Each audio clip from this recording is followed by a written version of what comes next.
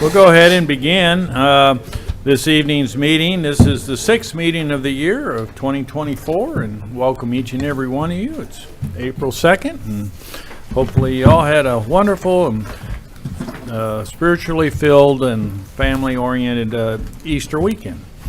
So we'll begin with an invocation by Marcellus Witherspoon. He's a minister of music with Living Waters Church of God in Christ, and I'll lead the pledge. Marcellus? Good evening, everyone. May we bow our heads. Father, we enter your gates with thanksgiving. We enter your courts with praise. We are thankful unto you, and we bless your name. Lord, you are good. You are everlasting, God. Your truth endures to all generations, God. Lord, we thank you for the city of Hot Springs. We thank you for every leader, God, every elected official, every department. We ask right now that you come into every borough of the city, God, every nook and cranny, God, and we pray for your wisdom. You said in your word, Proverbs 3, 5, and 6, that if we acknowledge you in all our ways, that you would direct our path, God. And we ask for your wisdom on tonight in the affairs of this city, God. Lord, we pray right now for wisdom, but we also pray for peace, God, that your peace would prevail. We come against violence. We come against anything that is not like you, God. And we pray that your peace would rest, rule, and abide in the city of Hot Springs, God. Lord, bless the furtherance of this meeting, God. Let everything be done decently and in order, God, that we would be what you called us to be, God, in these last and evil days. We love you today, and we thank you, and we ask it all in your Son, Christ Jesus' name. Thank God, and amen. Amen. Please join me for the pledge. I pledge allegiance to the flag of the United States of America and to the republic for which it stands, one nation, under God, indivisible, with liberty and justice for all.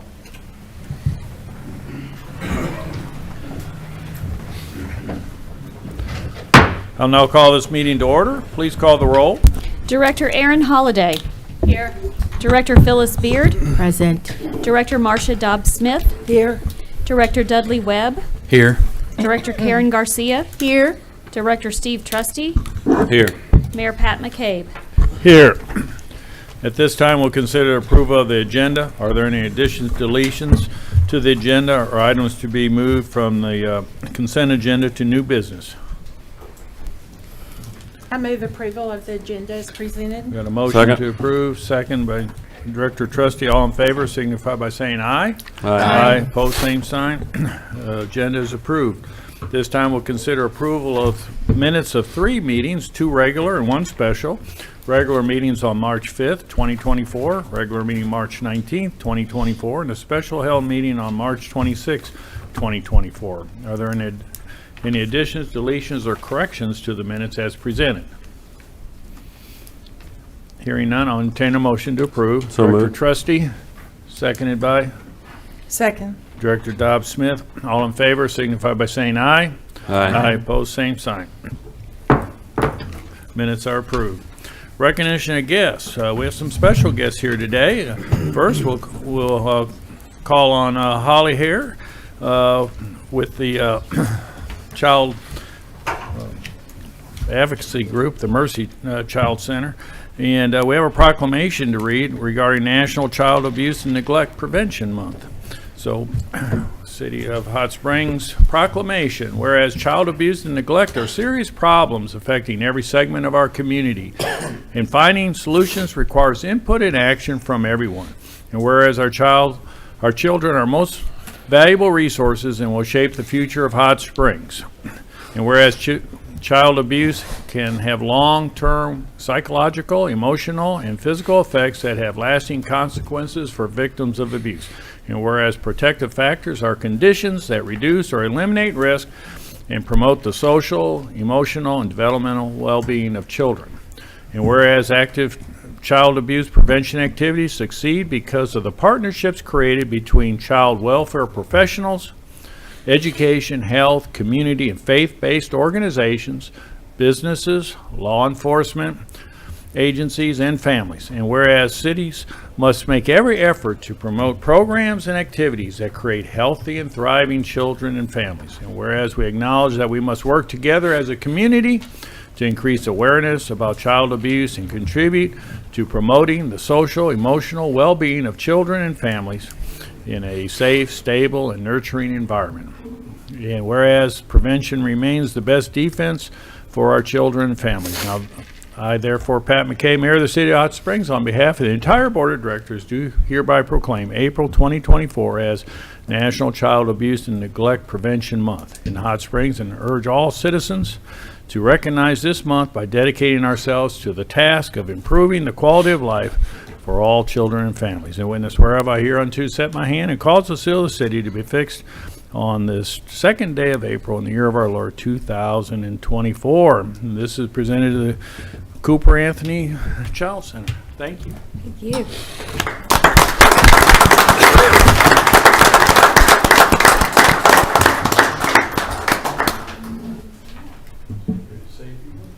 I'll say a few words. Thank you so much for having me, and thank you for this. Cooper Anthony Mercy Child Advocacy Center, we call it CAMCAT because it's a lot of words. But we are in our 21st year, and this Friday we're actually celebrating our Child Abuse Awareness Rally. So we know it's a few days before the eclipse, but you gotta eat. So, and we're gonna have Stubbies barbecue. Tickets are $40, so we'd love to have everybody here. But we, for those that don't know what we do, we are a comprehensive coordinated response to child abuse. We work with a team of different groups such as local law enforcement, Arkansas State Police, DHS, prosecution, to help give children a voice when there is any allegation of maltreatment or abuse. And so that's what we do, and we appreciate this recognition, and you'll probably see a lot of blue during the month of April. Thank you. Well, thank you so much for all you do. Thank you. Appreciate you.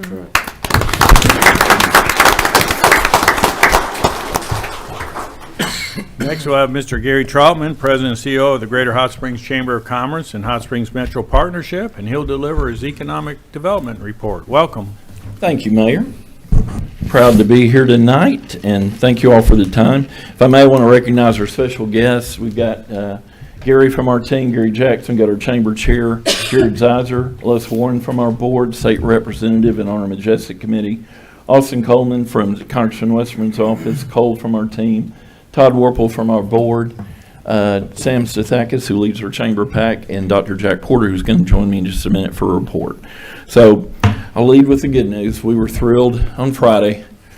Been waiting on this for a long time to make the Amazon announcement. So excited Amazon is coming to Hot Springs. So been a long time coming. You all have me do a report every month, so you can look on there and see. We can go back to May of last year. We visited with them in Atlanta. We've been talking to them for a few years, but really grew traction with that meeting there, and we've been working ever since. I want to personally thank Cole for all his work, and the city has been fantastic. I'd be remiss if I didn't stand in front of you and say everyone that we work with the city, but especially Kathy Selman and her team. So, I'd love to do this a lot more often, but it's really kind of a great learning experience, and this is really, frankly, the polar opposite of Origami Sake. Origami Sake is one that Cole actually started working on before I was there 6 or 7 years ago, and this one moved in 11 months. So there's one on the far end of the spectrum and one about as quick as they happen. So looking forward to opening date coming up. There's still obviously a lot of work to be done there, but all good things ahead. To the report, as you can see, those items under projects, we continue to work with Judge Thornton in Hot Spring County on remediation on the Jones Mills site and marketing on that. Cole will be going to Atlanta in my stead to this same conference, by the way, that we met with Amazon last year at the Southern Economic Development Council. We had our fifth and latest broadband provider in Hyperfiber. Big announcement we had at the chamber earlier this month, and appreciate those of you attending for that. And skipping on to the Majestic, I know everyone wasn't here last month, but Scott Dews did come to join me, couldn't be here tonight. explained a little bit about how we continue to work with one prospect in particular, but we have recently met with David French, local architect, to help us create some renderings for any other possible prospects on that particular project. I'll defer on Army-Navy and ask Dr. Porter to come up in just a minute. On workforce, Gary and I have taught at Joseyville, their 9th, 10th, 11th, and 12th graders this month.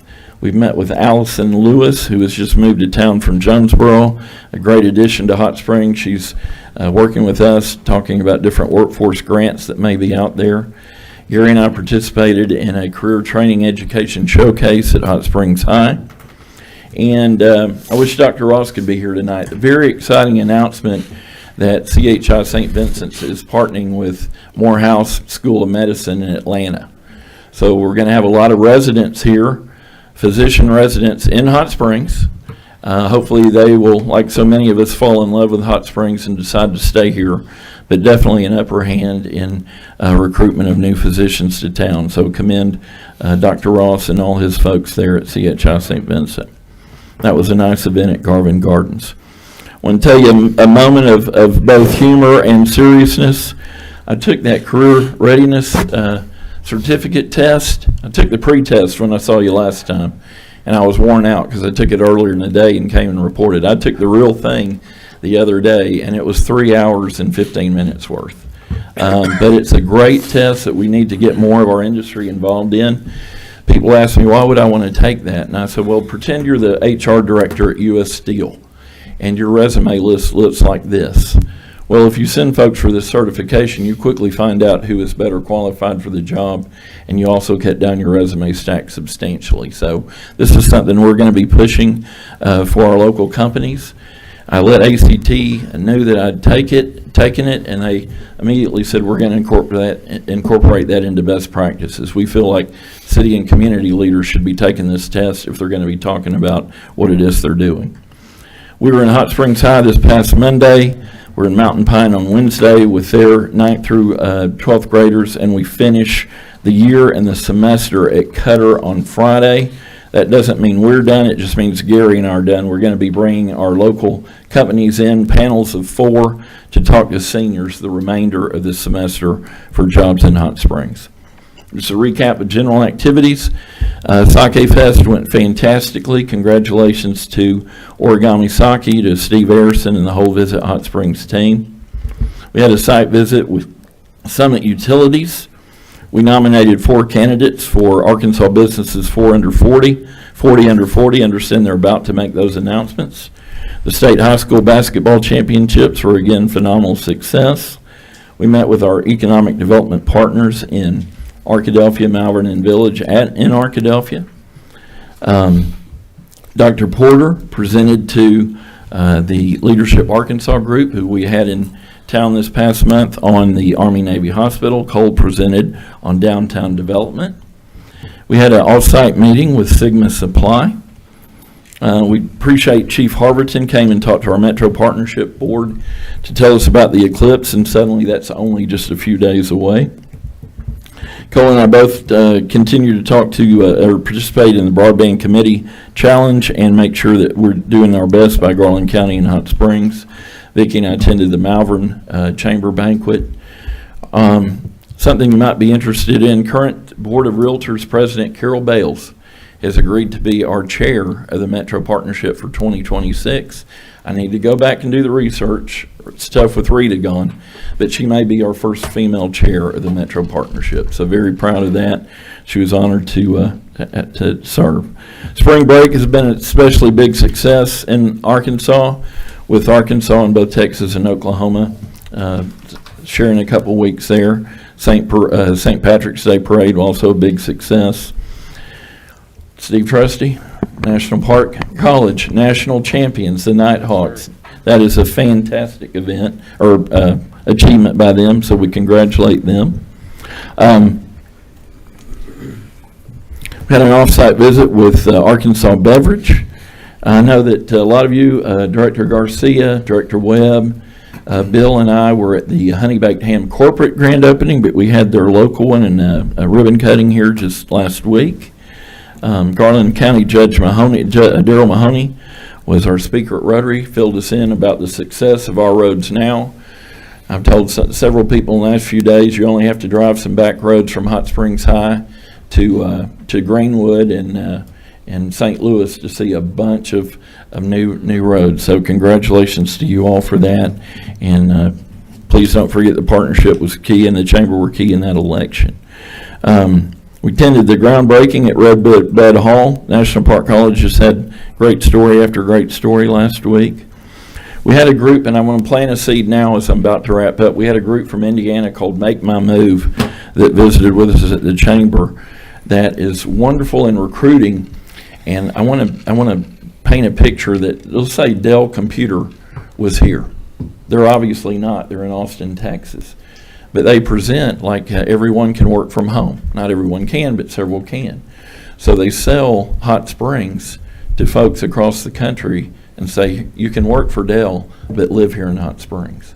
So this is something we want to pursue because I want to involve you all more in coming. So this was just an introductory meeting we had with them, but we're very impressed, and I think you can appreciate the concept there. Brian Gerke has merged with Colliers International. We had the open house for him just last week, and the Arkansas Derby came and went. Tremendous success with 60,000 attendees. Coming up is we have the Mid-South Basic Economic Development course, and our next two chairs, Brian Smith from Alliance Rubber and the aforementioned Carol Bales, will be attending there to learn more about economic development. And although the eclipse is only a few days away, we're only 2 weeks away from draft day. We have over 2,000 kids coming, 20 schools, and now we're working on companies to have about 70 companies there. So a big month, obviously. Appreciate all your support and help. Excited again about Amazon. And I'm going to turn it over to a gentleman who's been working just, crazily over almost 5 years now. It was Memorial Day weekend when the state came in and told us they wanted to meet us on the Tuesday afterwards and say we need you to gather around our locally elected officials. We got some news for you, and told us they were shutting down ACTI. And that kind of fell on our lap. Clay Farr took the ball and ran with it, but the one steady who's been here all this time has been Dr. Jack Porter, along with Colonel Mike White, and Dr. Porter's been gracious enough tonight to come give you an update because we had a very exciting month and things to tell you about just a few weeks ago. Dr. Porter.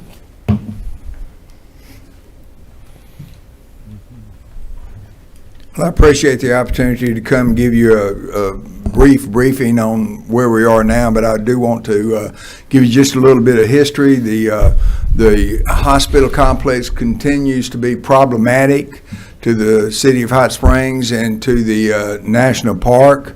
The potential, the immediate potential is as it always has been, fire protection for the complex. Any fire on that complex could be devastating to both the literal existence to the Hot Springs National Park as well as downtown. So that is continued to be a priority for us. Another priority is the contaminants that have been identified on that property through a Phase 1 and Phase 2 environmental survey by the Corps of Engineers. We continue to work on that. The third in long term now, I would say, is where the final deed to the property will end up. We believe it's currently with the state of Arkansas, and the Army does not want it. That's where it would go back to.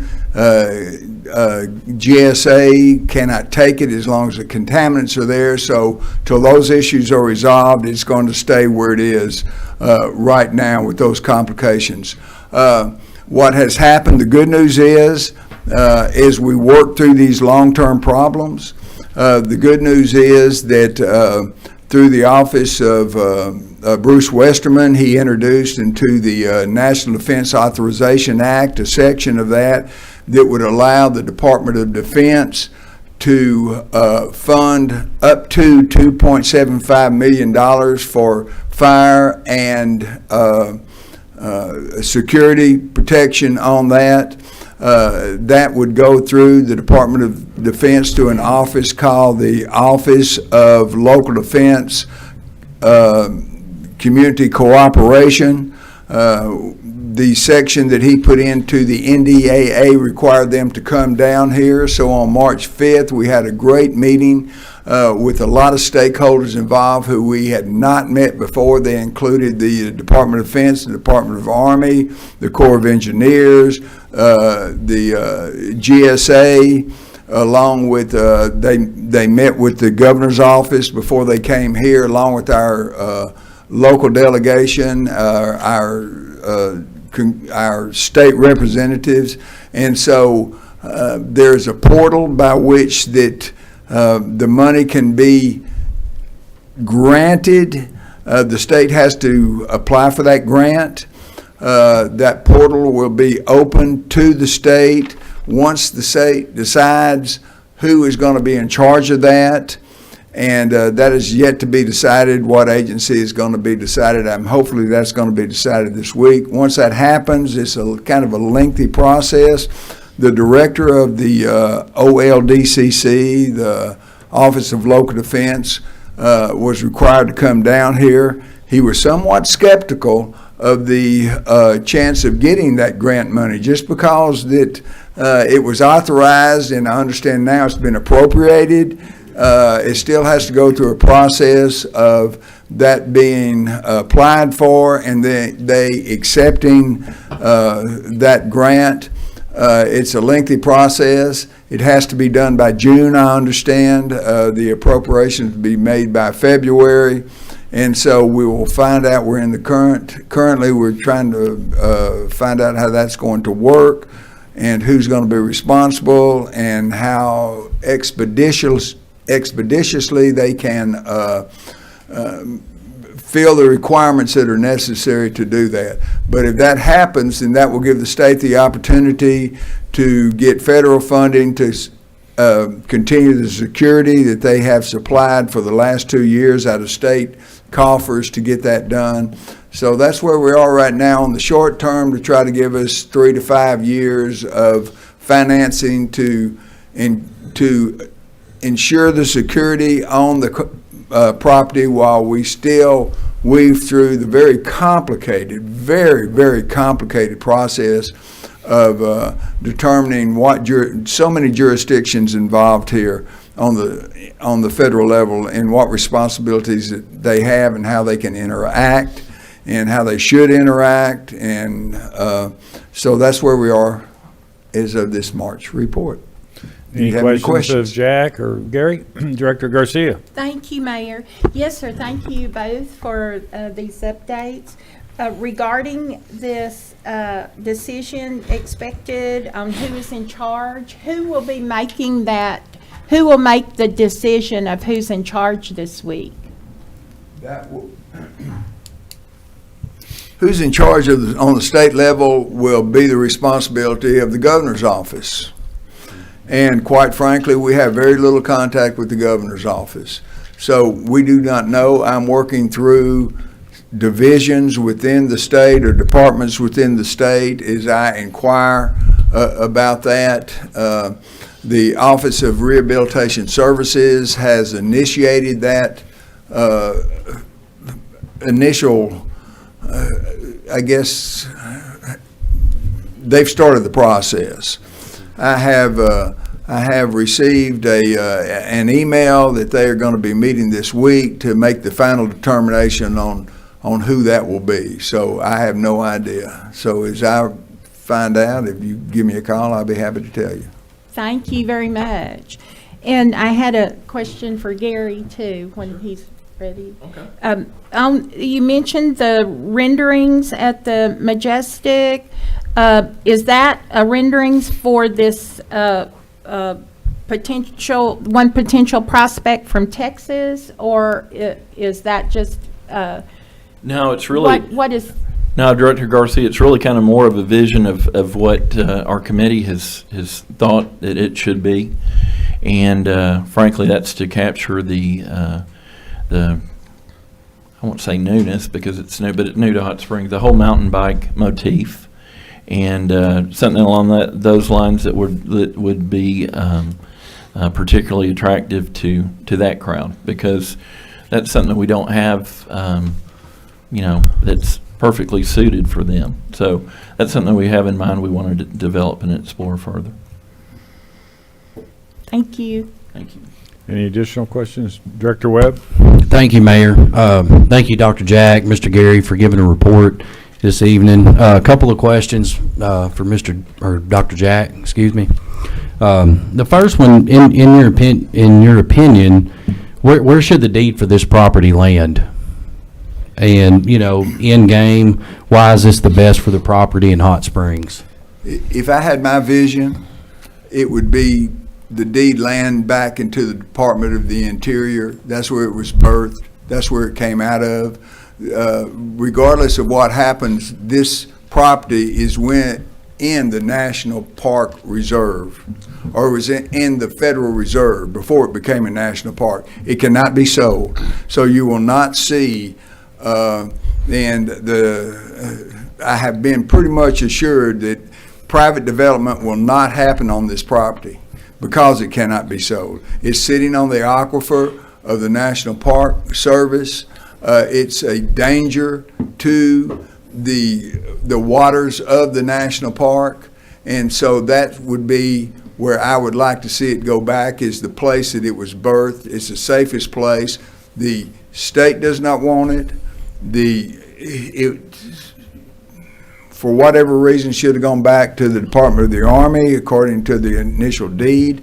It has not done that. The Department of the Army says it does not serve their purposes, and it's not funded by the Army, so it can't stay there. We're going to pass it off to the GSA. It's going to be a pass-through. The GSA cannot accept it because it is contaminated. So remediation of the property is extremely important. If we could solve the remediation problem and who's responsible for that, did the contaminants occur while the Army had it? Did the contaminants occur while the state had it? There's going to be a fight along those lines about who's responsible for the remediation. There's going to be a concern about where does the money come for the remediation. There's two standards for remediation. There's a brownfield remediation standard, which the state could apply for that, but there's also the greenland remediation, which the National Park Service requires, which is much more extensive. So there's a lot of there's going to be a lot of discussion on how that happens.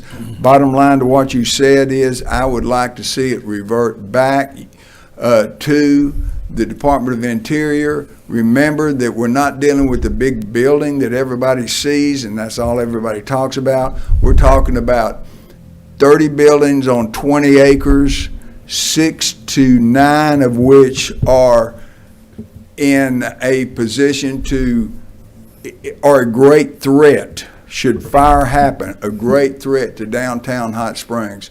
So my immediate goal, I would say, is to get those structures taken down. And would be 6 to 10 out of 30. That's a historic district. That is doable in a historic district to take those down. Who does it? Where's the money come from? But if you could do that, you could breathe. Hot Springs and National Park could breathe a sigh of relief that at least we're not going to burn up.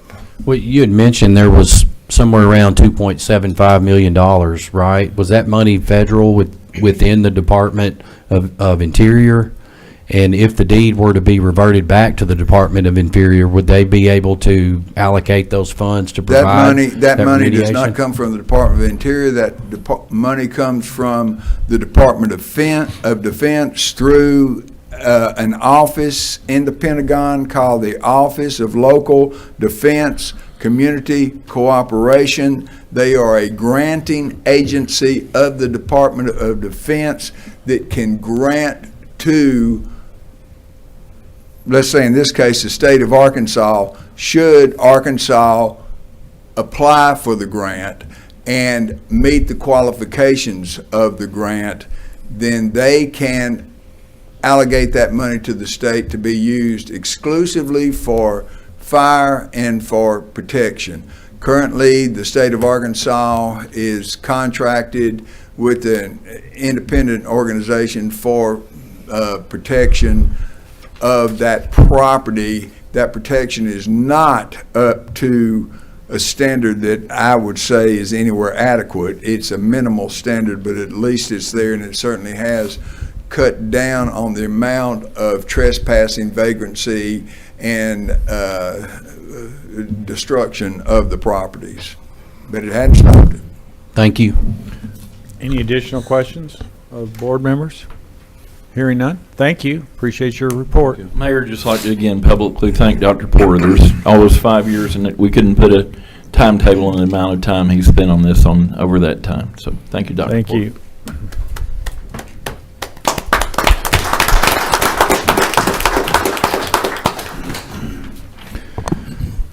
This time we'll hear from Mr. Burrow for the city manager's report. Bill? Thank you, Mayor, members of the board. I'd like to start off talking about the eclipse. We're less than a week away from this celestial event. I want to thank staff, agencies that we've worked with over the past couple of years, departments. Big special thanks to fire and police. They have put in a lot of work and a lot of planning.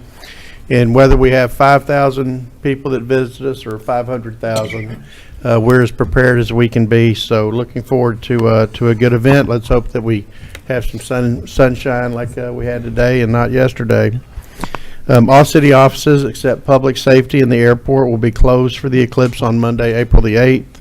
The solid waste department, they'll collect commercial routes beginning at 2 a.m. on Sunday. So those that typically get picked up on Monday, that's going to happen on Sunday night in the morning.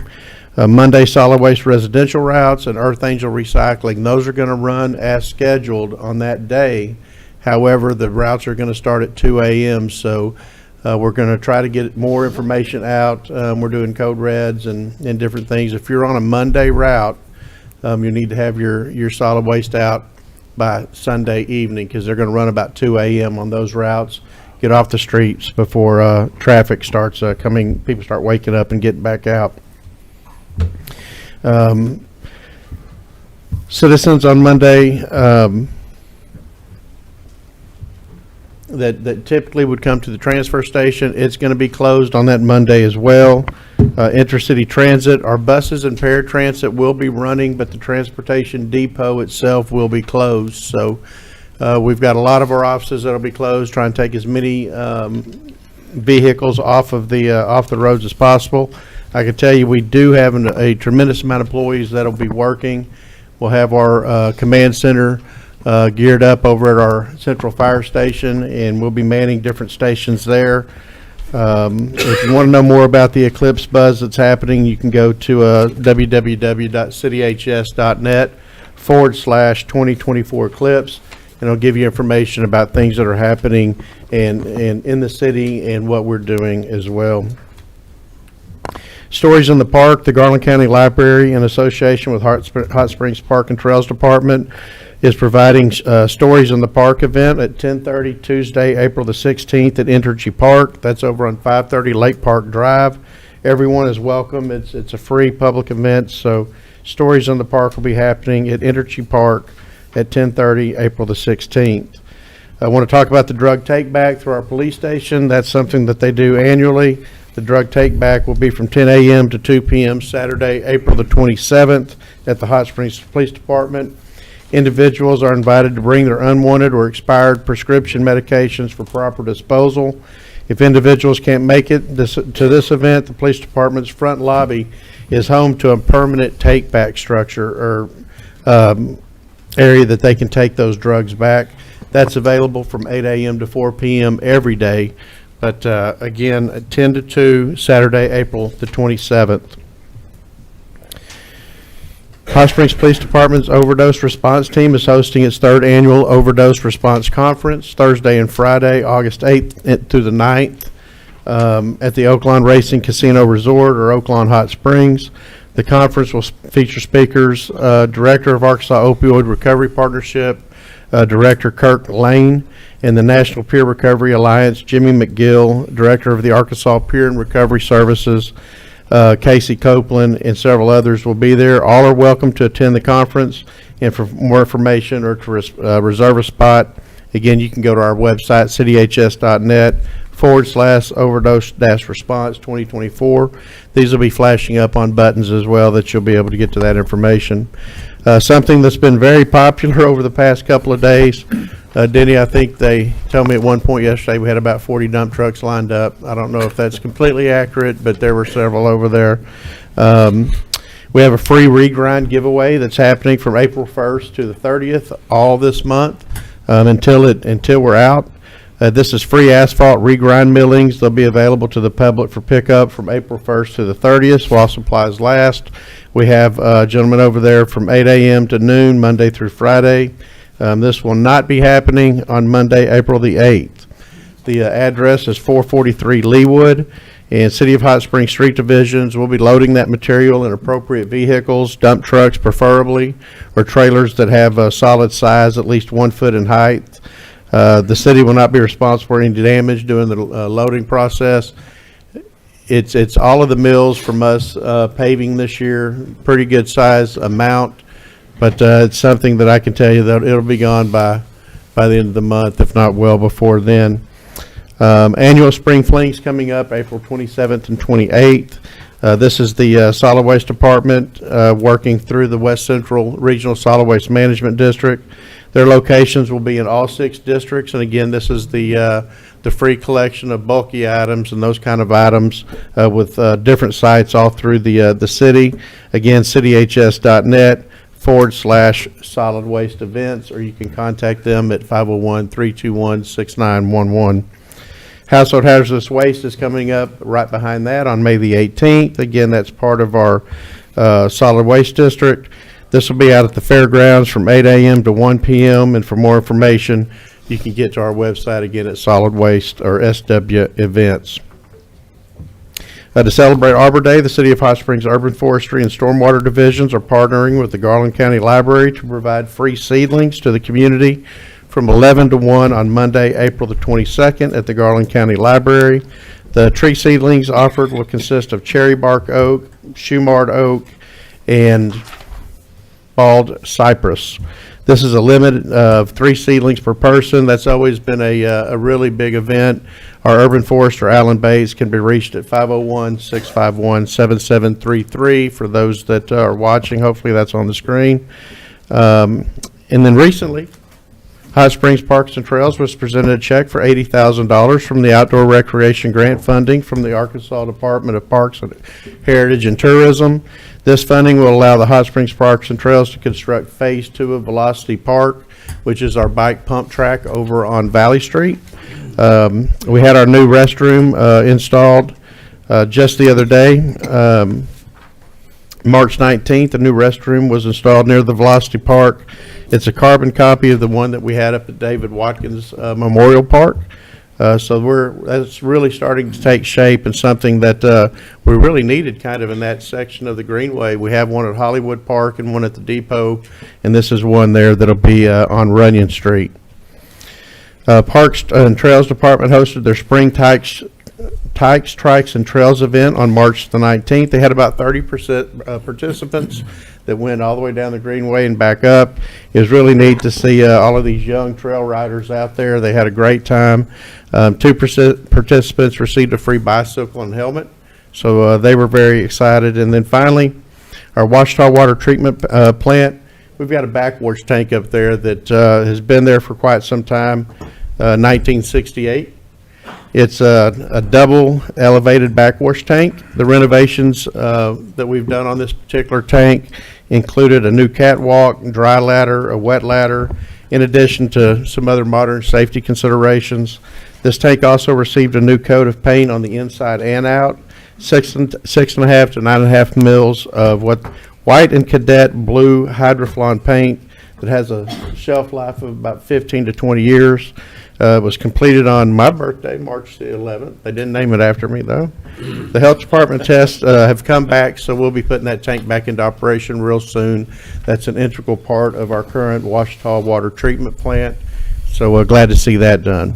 Mayor, that concludes my report. That's quite a bit. A lot going on. Yeah. This time we'll hear from directors regarding announcements of upcoming events, but before we get to those announcements, I'd like to call on Director Phyllis Beard, who recently attended the National League of Cities Congressional City Conference, and she has a report. Thank you, Mayor.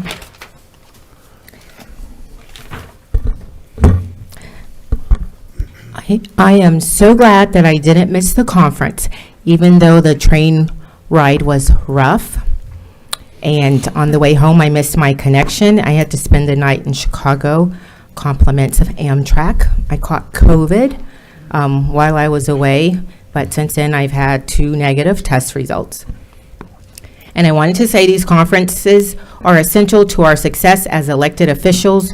They are more than opportunities to eat shrimp puffs and sip on cocktails at the Library of Congress. These gatherings are platforms for us as elected officials to meet other like-minded public servants who may be experiencing the same challenges in their municipalities that we are experiencing here in Hot Springs. These conferences gives us a chance to hear from experts, the federal government, and local officials to learn best practices to improve the quality of life for our residents. And that's what this conference did for me. I had 3 interviews with news outlets during the conference. Danielle Smith with Arkansas News Service asked me about housing issues in my district. Then I spoke with Brian Schmidt at, I think that's his name, it's at KFAN Radio, and I discussed NLC's Centennial Celebration, my mission, and what I wanted to accomplish by attending the Congressional Cities Conference. After the conference, I gave a wrap-up interview with Faraji Muhammad on the Black Star Network. And firstly, I personally thank Senator John Bozeman for supporting our RAISE grants. And he shared with us that WIC is increasing by $1 billion. He also said that they're working on a farm bill because Arkansas is a rural state, and Senator Bozeman informed us that we as a state leave a lot of federal grant money on the table, especially from the USDA, which they have since made the form easier to complete. And this was a highlight from him.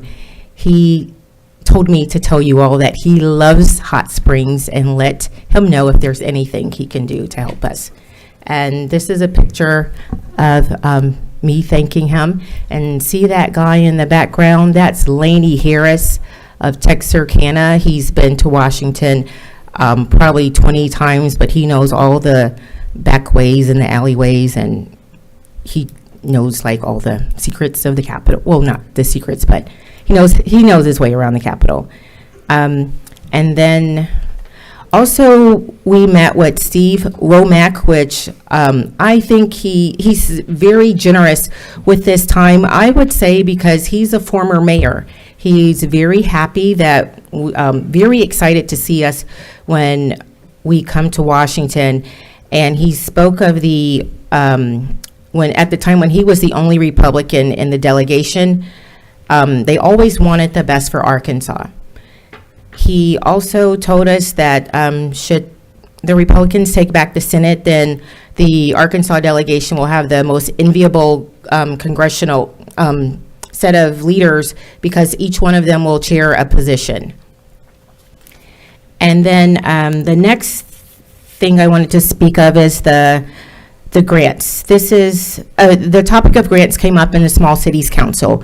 I found out that the National League of Cities provides grant opportunities through boot camps, and they have awarded $84 million in grants nationwide. They offer peer learning, coaching, and one-on-one consulting for grant writers. Most cities do not have grant writers, and the boot camp has helped 700 cities get money. And lots of those cities are smaller than ours. And I just took a picture of this to get information. The next part, the next picture, I'm going to skip. This is Dr. Kimberly McLean. I met her the day, and she told us that Secretary Marcia Fudge has retired. And I'm going to skip the next part. Okay. And then as part of a deep dive session, that's where I was with a group of other elected officials representing municipalities. Stay at this picture a second. Thank you. Representing other municipalities of varying populations. Officials ranging from a small town in Cobb County, Georgia, to a metropolis of Dallas, Texas. It's always neat to meet someone that's from a new city. So there's a new city in Cobb County, which is outside of Atlanta, about the same size of ours. I think that is the largest city in Cobb County. But I shared some of the frustrations my constituents face with affordable housing and tenant rights. It was great to hear from other officials that had similar challenges in their districts, and they were able to share some of the ways they addressed their issues. For example, in Dallas, landlords were refusing HUD vouchers, just like they do here. So then the city began acting as a leasing agent. This was beneficial to both the city and people, or the landlords. They suggested that I speak with our city attorney to find out why we can't do something like this here. And I got their contact information to, in case we want to find out something or more about it. And then this picture here, do you guys remember him? I had the pleasure of meeting former San Antonio mayor. He spoke of the time that he has been to Hot Springs, and he came here with our governor. He mentioned that local elected officials are the most grounded and most practical of all elected officials because they deal with real everyday people. And he shared when he came to Little Rock and was invited to Hot Springs by the governor, by then Governor Bill Clinton, and how much he enjoyed it. And then this guy later became the HUD secretary. And he spoke of a career highlight. So if you look back at your career and think of what that was. This career highlight for him was hosting NLC as the NLC president, which he didn't know he was going to get because there was the Carol Bellamy from New York lost her race, and that's how he got to be the NLC president. And that was hosting NLC as the NLC president and as mayor of San Antonio in San Antonio. That was a lot, but there were 4 things going on for him. And he talked about coming to Hot Springs, just very generous with his time, and he liked it. He had a great time while he was here. And then the next picture, this is me talking with the CEO of NLC, and this is Clarence Anthony, and this was, I would say, our last chance of me getting to talk to him before they decide which cities they're going to visit. And I remember talking to him and telling him about our great water. And then there was this young lady from Santa Rosa, California. She interrupted me and started talking about their great wine. And he listened, and, they were going and talking about all the vineyards. And she says, well, I can get you this wine and all of this. So I had to re-interrupt, and I knew that this was my last chance to speak to him before they closed the deal. So I said, our water, it's connected to the fountain of youth, and I've been using it for the last 75 years. So we'll see what happens. And he also has been to Hot Springs as a young mayor, and he told me that he enjoyed it. He was invited to Hot Springs a long time ago, he said, by the president of AML. And I said, Mark has been AML president, I think, since 1989. He says, no, not Mark. I'm like, oh, you mean Don Zimmerman. So this is going way back. So I guess Don was before Mark. I didn't pay attention then, but so he spoke very fondly of Don Zimmerman and says that was a one-of-a-kind guy. And then also, this isn't David Sander, who is the current president of NLC. He is from Southern Illinois, and he's been to Hot Springs recently. And I said, do you go find other mayors when you come to town? He says, sometimes he does, but sometimes, depends on the time. Okay, and then the last picture, this is Janet from La Palma, California, and I wanted to show you this picture because you see in her hand, that's a baby blue lanyard. And when you go to NLC for the first time, you get a baby blue lanyard. That means that's your first time. And she is from La Palma, California. She told me that she's Cambodian, Thai, and Laotian. So I was able to share some experiences I had in Bangkok with her. But I wanted to bring up the baby blue lanyard because when you go there and you see someone with this lanyard, you have to share something with them that they don't know. So I shared with her about meeting with cabinet members, just like Director Garcia shared with me. This is information that I'm passing on, and even though I'm still like I'm sharing information with people that have come there for the first time. And in closing, is that all the pictures? I think so, okay, yes. And in closing, this was a highlight. I was approached by Kristen Weaver, Mayor Pro Temp of Greenbelt, Maryland. So that's in or near or around the Beltway. And she saw my badge and exclaimed, Hot Springs! And she told me she was on her way to Hot Springs. Why is she on her way to Hot Springs? Her day job is at NASA. And I gave her a big hug and offered to show her around and had a good group of girls that I wanted her to meet. So these are all these connections that end up back, and we'll see Kristen when she comes for the eclipse. And that, Mayor, concludes my report. Very good. Thank you very much.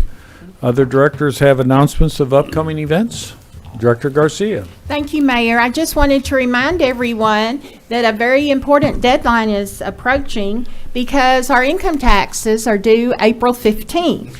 The AARP Foundation is offering free assistance for preparing your income tax at the Garland County Library, 8:30 to 12:30, first come, first served, throughout the rest of this week and next week, including this Saturday the 6th and next Saturday the 13th. So if you can't get your taxes filed by then, don't forget to file an extension. Thank you. Thank you very much. And other announcements? Director Webb. Thank you, Mayor. Got just a couple of events. The first is Hot Springs Demolition Derby. That's coming up April 12th and 13th at 6:30. Will take place at the Garland County Fairgrounds. It's at 4831 Malvern Avenue, and tickets can actually be purchased at the door. So that's Hot Springs Demolition Derby, April 12th and 13th at 6:30. And the other events is Bill had mentioned earlier, actually these two, that I want to just add a little bit of information to for everybody. The first was the Hot Springs Police Department Drug Take Back Day, which is scheduled for April 27th. I want to add that Anthony Tidwell, who is the Prevention Recovery Specialist now for Hot Springs School District, junior and senior high campus, is also teaming up with the Hot Springs Police Department on this day. And I've got a message that he put out that I want to share with you all and the public. He states, as part of our ongoing efforts to promote a healthy and drug-free environment, we are organizing a special initiative for students to demonstrate their commitment to quitting vaping. On April 27th, we will be participating in Drug Take Back Day at the Hot Springs Police Department located at 641 Malvern Avenue in Hot Springs, Arkansas. This event provides an opportunity for students to safely dispose of their vaping devices by turning those in at the designated drop-off location. We believe that by offering this service, we can encourage students to take proactive steps towards breaking free from nicotine addiction and promoting healthier habits. It's important to note, too, that Drug Take Back Day is not just about vaping devices. It's also an opportunity for individuals to properly dispose of any unused or unwanted prescription medications. We kindly request your support in spreading the word about this event among our student body, and encouraging participation and awareness will not only contribute to the success of this initiative, but also reinforce our commitment to promoting wellness within our school community. And then the last, Mayor, is the overdose conference, which Bill was mentioning earlier, August 8th and 9th at Oaklawn here in Hot Springs. One of the speakers that will be a part of this event, too, is Anthony Tidwell. And Anthony's going to take some time to share with those in attendance the success that the Prevention Recovery Program is having at Hot Springs, share how this program works for junior and senior high students and their families, and then how his implementation process will expand in months ahead. So I just want to share that with everybody. Thank you. Very good, thank you. Any other announcements? I've got a couple quick ones. Please. We have this is one I'm really excited about because it's in District 3, the Dads and Father Figures Family Fishing Derby at Family Park. It's sponsored by the Difference Makers of Hot Springs and Diamonds in the Rough. It's free, and it's geared towards dads and father figures of all ages.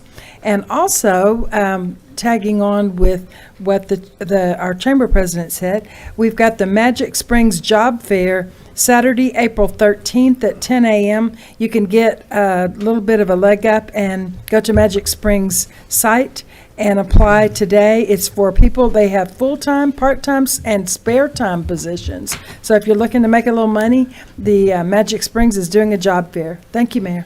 Very good. Director Beard? Yes, thank you, Mayor.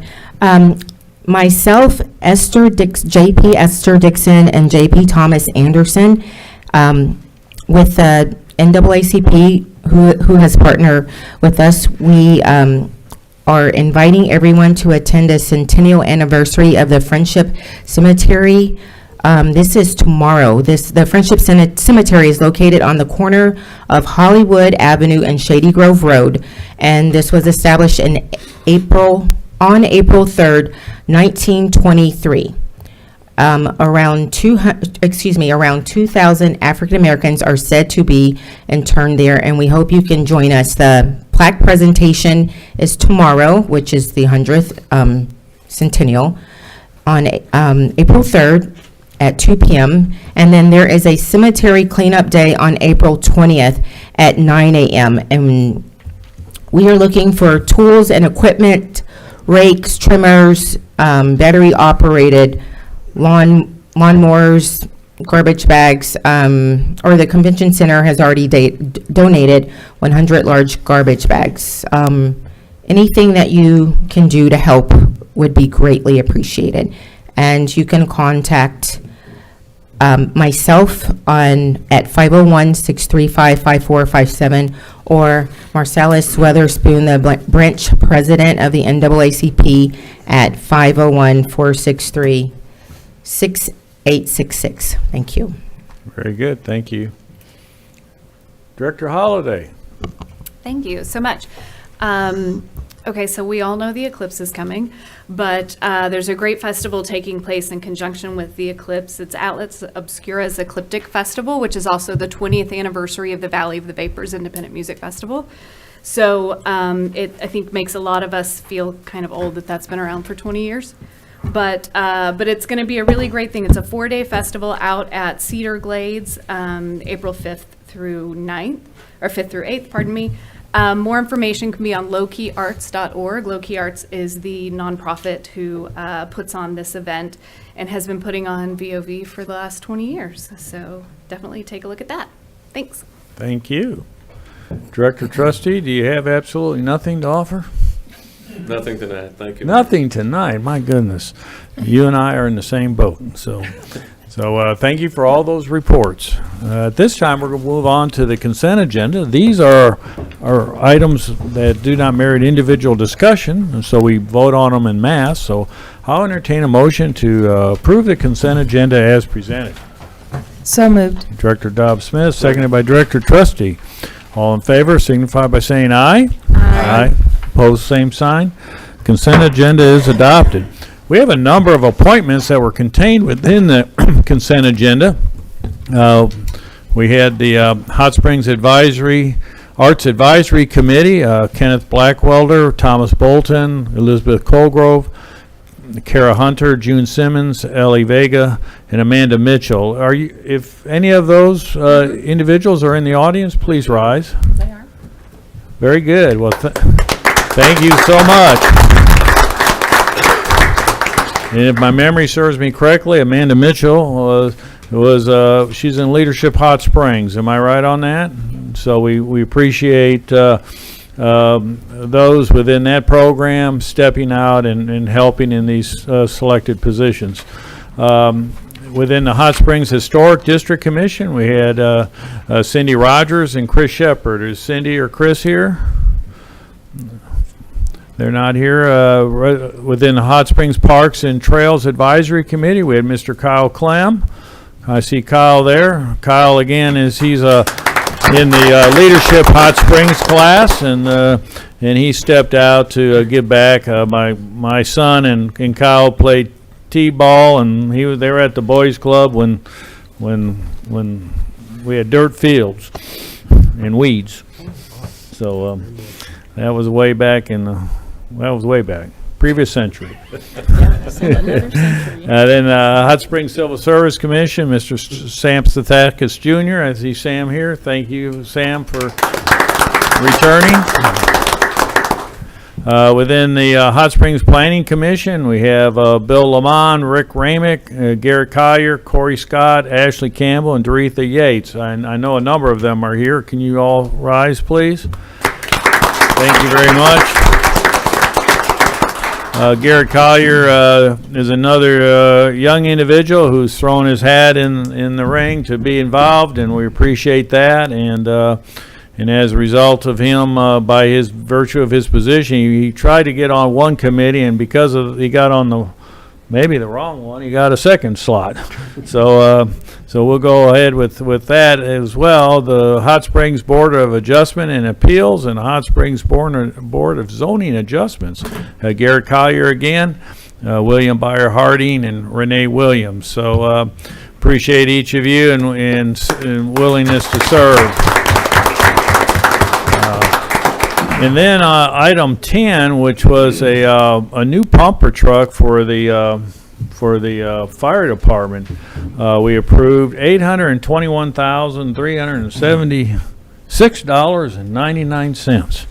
I asked, what the escalating cost of that was, and he said, well, back in 1980, Chief Davis, and you guys can help me, I think he said it was about $79,000 or something like that, and the most previous one that we bought might have been in the $650 range or so, if I remember. So, these are expensive. And what was the lead time on that? It's going to be like 2 years. 2 years. 28 24 to months. 36 months, 30 months or something like that. So it's something you have to order today and hurry up and wait. We did get a discount, $60,000. We did get a discount.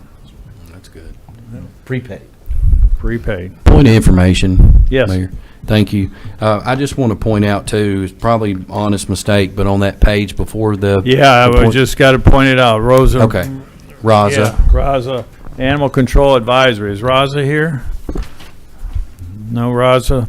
Maria Myers is serving on that. I think that was a new appointment too. So we appreciate the new people stepping up. We appreciate the veterans continuing, and we certainly do appreciate. Let's see, we had at least 1, 2, 3.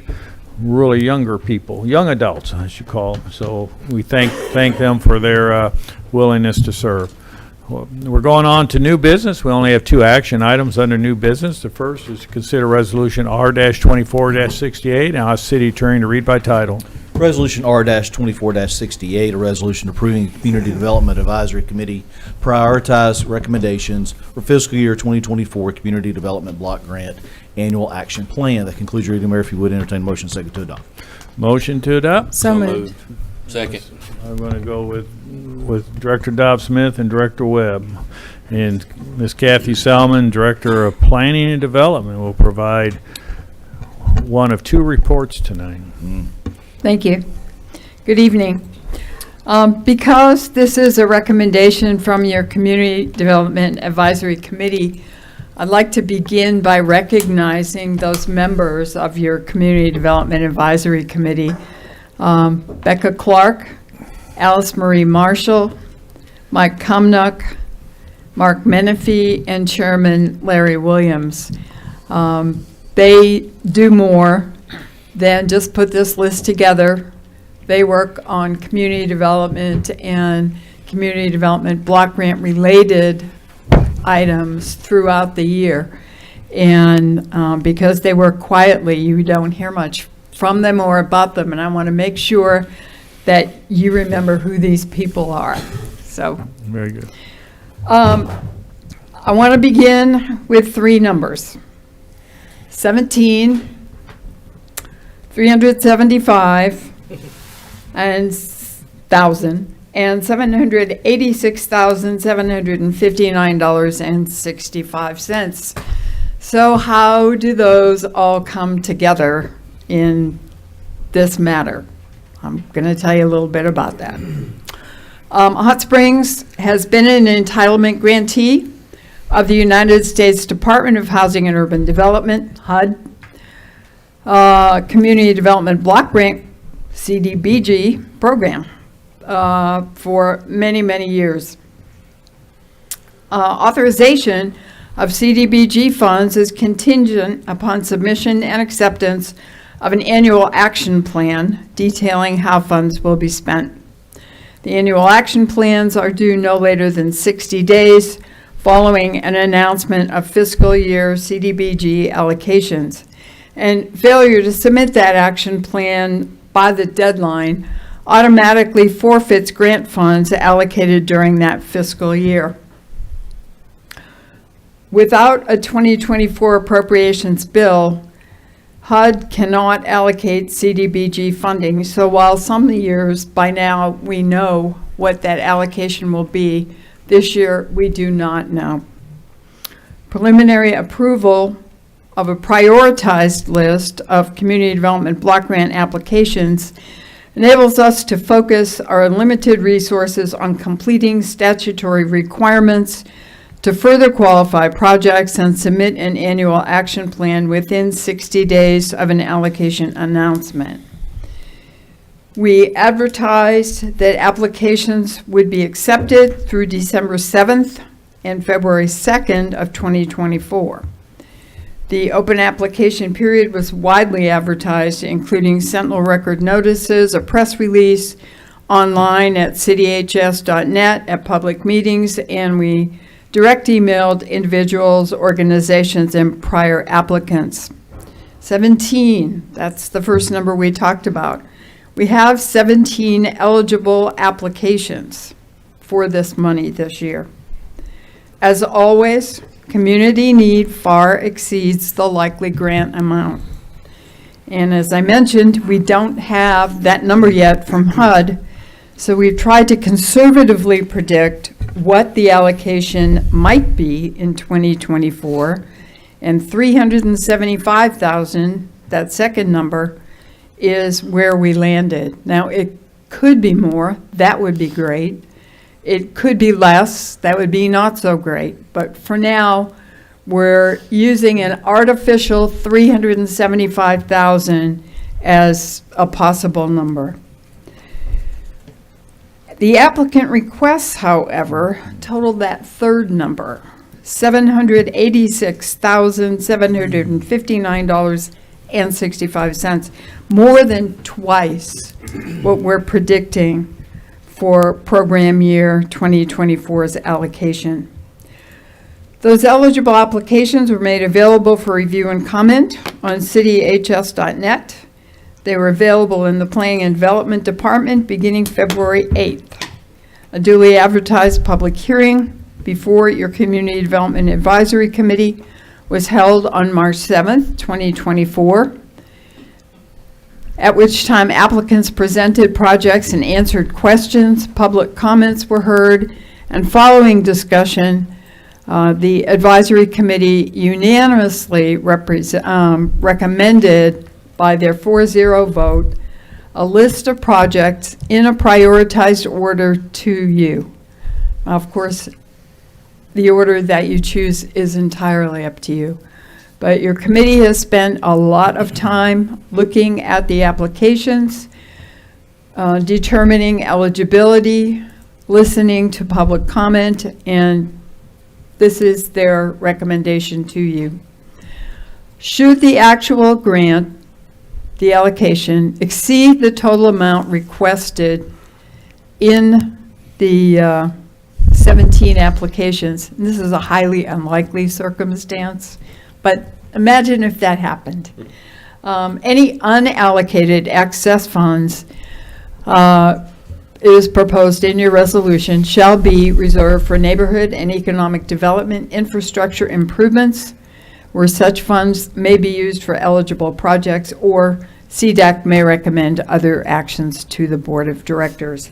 All of the applications were available on our website and are still there for anyone who would like to see them. And would you like me to read the recommendations in order? You have them all. Okay, you probably don't need it.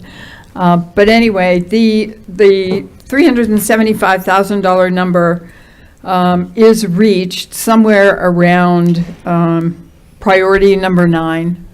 So those items, 9 would be approximately funded at 75%, and those items prioritized 1 through 8 would be funded in full, with any projects following that to be funded should we have excess funds in the allocation. That concludes my presentation. Very good. Any questions of Ms. Sullivan from the board? Director Trustee. Mayor, thank you. I don't have a question. I just need to recuse from this vote. I'm an officer in one of the organizations that's applying for CDBG funds. I have not been involved in the application process. I did review this information today, and I haven't spoken to anyone about it, but I would just like to Very good. Well, thank you for recuse myself. making us aware. Thank you. Director Webb. Thank you, Mayor. Miss Kathy, I was very pleased to see number 2 on this list, which is property acquisition on Hobson Street, I believe, and it is for, or I should say, it is to address affordable housing by the Garland County Habitat for Humanity. And I was just kind of perusing all of what was supplied to us in the packet and did see where it is 2 number of units, and number of units dedicated to low-income persons is 2. I'm not seeing on here where the acreage or how big the lot sizes are. It does say the average square footage for home is somewhere between 1,000 and 2,000 square feet, but can you share with us like what the acreage is? It Or do we is know? a typical city lot size, let's see. What's that a could be- typical lot? Oh, I don't know. Somewhere than a- between 6,000 and probably 7,500 square feet per unit. Okay, where does that stack up on acreage? Maybe That less would than a be- quarter, I know. It's less than a quarter, yes. Okay. That was just for clarification and just kind of a FYI point, and just helpful information to know, but again, I was very pleased to see this rank as high as it did, and, you know, if we get somewhere in that $375,000 range to fund these projects, it's good to know that this is going to be one that will receive 100% funding. Speaking to that, once those funds do arrive, when might, for this particular property acquisition and the construction of the 2 homes, when might that happen? And how does someone who wants to lend a helping hand do that? How does someone help with the construction? I don't have the application before me, but I know that Cindy Wagstaff, who is the executive director of Habitat for Humanity, would be able to answer that question, and also the question about how somebody who is interested in volunteering could do so. In fact, I think she'd be delighted to hear from anyone who would Okay. like to do that. Thank you. Yep. Out of the top 4 projects, 3 of them are related to the board's goal related to affordable housing, and CDAC recognized your priority goal in their prioritization of this list. One more, Mayor. So, Miss Kathy, the number 9 on that list was for the Literacy Council, and they're requesting, I think, $28,000. And if we were to hit 375 with appropriated funds for this list, that means they're only going to get 75% of that 28. Are there other means to continue their mission? I mean, is the Literacy Council a nonprofit? Would they They're be a able, would they be nonprofit. able to remain in existence if they don't receive 100%? And how I I am ill-equipped to answer Okay. that. Yeah. I'll reach out to that contact Okay. person too. I'm Thank sure you. they can provide that information to you. Okay, thank you. You're welcome. Any additional questions of Ms. Selman? Director Garcia? Thank you, Mayor. I had a question on the Immigration Arkansas's grant application regarding that clarification. This is only going to be for the infrastructure, Yes, but it's the infrastructure for 7 homes. yes. But the difference in this, the Immigration Arkansas will own these homes and only rent them. They don't have the opportunity to obtain ownership like they do with Habitat. Yes, they have a different model, and that is their intent. And as a volunteer with Habitat, and Director Trustee is on their board, he can share, but I get an email every week of where volunteers are needed with Habitat, and we have Hammers to Heels to Hammers every October, and we always need volunteers. Very good. Any further questions of Ms. Selman? Hearing none, thank you. Did we have anybody from the audience sign up? No, sir. Any discussion amongst directors? Hearing none, please call the roll. Director Holliday. Aye. Beard. Aye. Dobbs Smith. Aye. Webb. Aye. Garcia. Aye. Mayor McCabe. Aye. Resolution's adopted. Our final action item for the evening is to consider ordinance O-24-14, and in order to move forward, I'll entertain a motion to suspend the rules and read by title only. So moved. Director Aaron Holliday, seconded by Director Webb. All in favor of the motion and the second to suspend the rules and read by title only, signify by saying aye. Aye. Pose same sign. Council, please read by title. Ordinance O-24-14, an ordinance amending the zoning map from R1 rural residential to M1 light manufacturing for 3.44 acres generally located at 1100 Carpenter Dam Road, amending the future land use plan map, to the community commercial center and for other purposes. That concludes your reading, Mayor. If you would entertain a motion to second to adopt. Motion to adopt. So moved. Director Trustee, seconded by Second. Director Holliday. Is it 1,100 or 110? It is 1100. It says It is 110. 1100. It Yes. says 110. Doesn't it? Okay. Okay, I'll change it. Director of Planning and Development, Kathy Selman, will provide the report. Thank you, Mayor. This subject property represented by applicant Amber Green for the owner, Henry Clyde Covington Jr., is about 3.44 acres. It's unplatted land with approximately 1,130 feet of frontage on Carpenter Dam Road. This would change the assigned R1 zoning to M1 light manufacturing. Surrounding property zoning is on the north, R1, R2, and PD, plan development, along with M1 light manufacturing. Surrounding zoning includes additional R1 and PD plan development, as well as M1 zoning.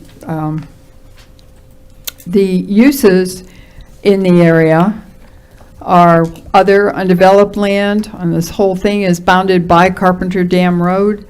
There is Lakewood Therapy and Living Center, not far from here, as well as the City of Hot Springs compost, water, and wastewater treatment plant.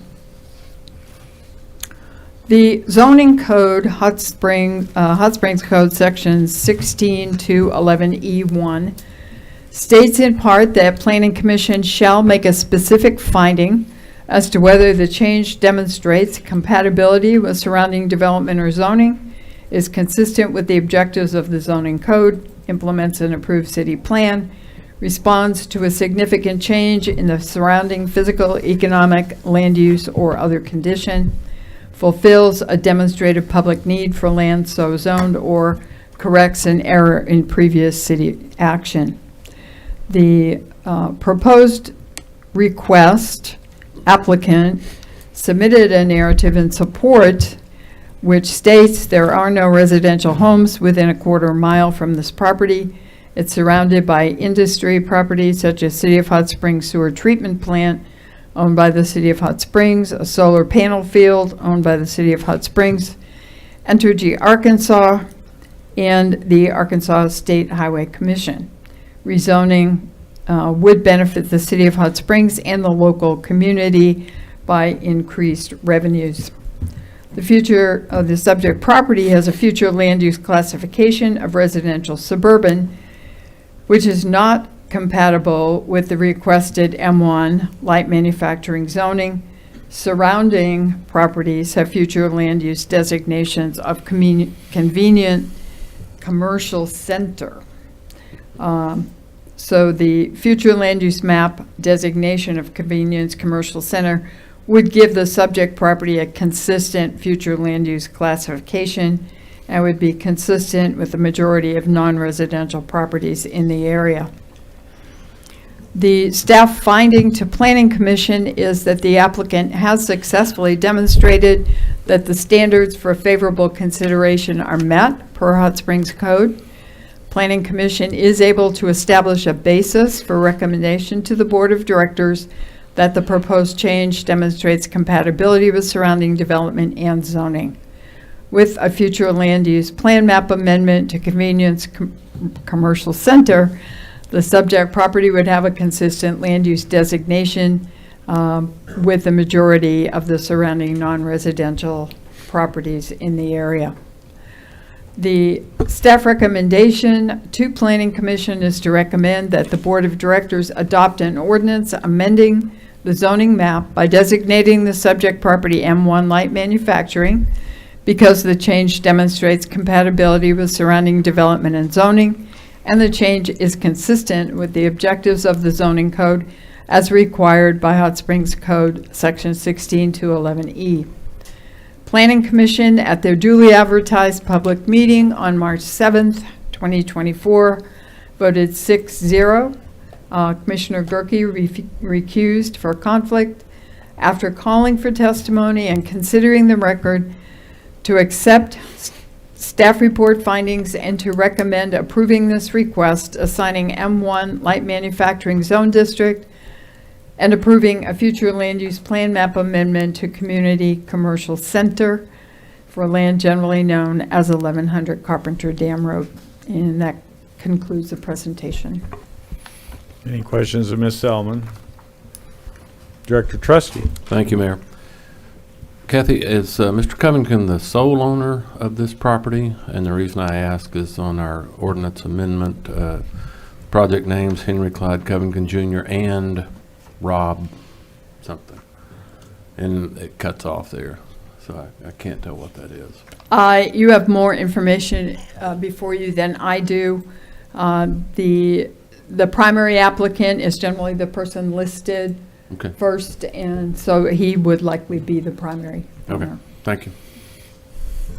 Any additional questions from board members for Ms. Selman? Thank you. Thank you. Did we have anybody sign up to speak? No, sir. Did anybody want to speak on this matter? Hearing none, discussion amongst directors? No discussions, please call the roll. Director Beard. Aye. Dobbs Smith. Aye. Webb. Aye. Garcia. Aye. Trustee. Aye. Holliday. Aye. Mayor McCabe. Aye. Ordinance is adopted. Now we're under board commentary. Do board members have any items for discussion? Director Garcia? We all know that we have some great employees and great departments in the city of Hot Springs, and I just wanted to recognize and thank the Parks Department. Yesterday we had a bench dedication over at the Armory Guard building, and they provided much needed direction and assistance, and they are very much appreciated, and I can't express that enough. As well as it was mentioned earlier regarding the coming here from the Amazon, and wanted to, while the planning director's here, recognize her and the entire department for all the work they put into making that happen. It takes all of us working together to bring forward success, and so thank you, and it's very much appreciated, all the work that all employees did. But this week, just wanted to say thank you. Any other directors have an item for discussion or comment? All quiet. Director Garcia, again?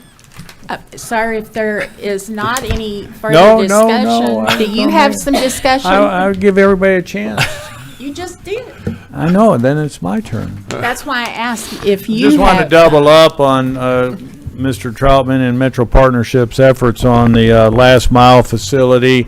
We're certainly pleased, and when you have one of the biggest companies in the world, located in your community, there will be others that will take notice.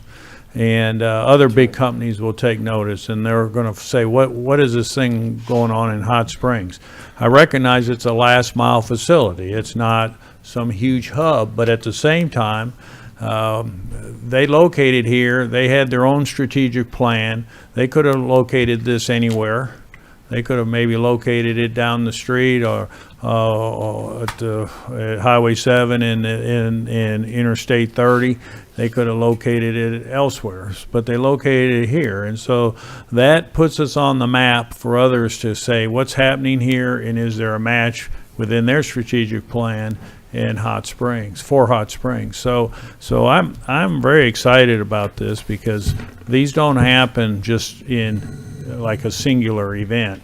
I'm a fond believer that this is going to happen a couple other times, and it may take another 3 to 10 years, but it will happen. So I'm very appreciative of everybody's efforts in that regard. So, Director Garcia? Yes, sir, and I did contribute to that, being here, because Amazon comes so often to my house that this, I think it's about a mile or a mile and a half from there. So with no further discussions, I move to dismiss. Second. So before I call the roll, you can just go down and pick it up now. No. All in favor signify by saying aye. Aye. Opposed, same sign. We are adjourned. Thank you all for joining us. Good. Any public